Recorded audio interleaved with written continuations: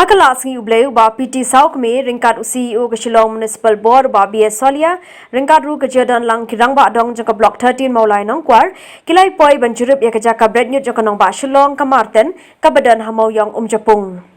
Uba PT Sauk me haba kran bikla pathai khubor ulo ong ba ka jingsma ka ba mi na Martin kala poi ki babon ki shnong ki ba marjan kum ka mau yang Japung mau yang rum nehu Jayur, kam tam ka block 13 jaka maulai nongkwar, bajan barok ka wai kishnang maulai. Ula benrab ru da ka boong ba ka jingwan jingo biang jongki ya kani ka jaka brenyut, kalong namar ba ki snok hiya, halor ki jabo ki ba mi ni ki hospital ki blawan bread ha kani ka jaka. Kum ka wai ni ki la jada na kani ka jingpang khlam COVID-19, uba PT Sauk me ula kerpat ru yu Chief Executive Officer jaka municipal, ba kin sendai dawai bhai ki saudong sau kun jaka ni ka jaka. Ito kawin kata nga kuha na kaliang nga banbu kalong na kaliang office kin sokyan lem hakabade kalong nak mata jong ni nomong lai bat kuju ri kibade biya nang ni para kaju ko pon na request kalong na kaliang siyo na kalong pala kini kung tao mo lai na berap lem man berap lem kay ba sila kay rap na ni kan spray lem pero wala man ni tay don kambes don kambo jo participation na kaliang jilaro yo so di don kap itu tega sutu kalong ba balik laya ka itu ya bekar gitu kamtong ka kami kemang hakabade bagi tawai kita sini nak kalian office lang soksin yang tu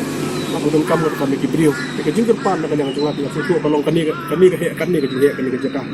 nak kalian jengi pak tangwai brio ke nomlong wai brio tu ke long bala long temporary dak nak nang gauge up tu kan kampun gibrio ke tang sipor mata hindi kumtan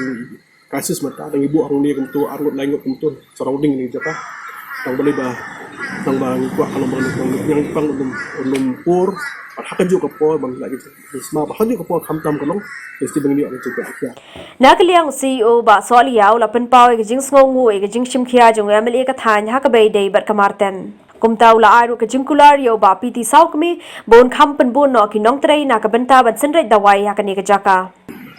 person ni Sofi ni Basisha ya tapi hot ni ru naka yang jong ni